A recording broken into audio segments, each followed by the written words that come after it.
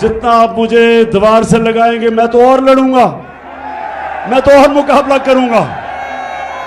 और यही ना हो जाए कि मुझे इतना आप दीवार से लगाएं कि मैं सारी कौम के सामने उन सारी लोगों की शक्लें रख दूं जिन्होंने अपने मफादात के लिए इस मुल्क को इस मुश्किल में डाला।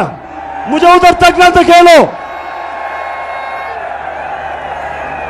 4 महीने से मैं सब्र कर रहा हूं, मैं अपने मुल्क के लिए सब्र कर रहा हूं। मेरे लिए इस वक्त कौम मेरे साथ खड़ी है।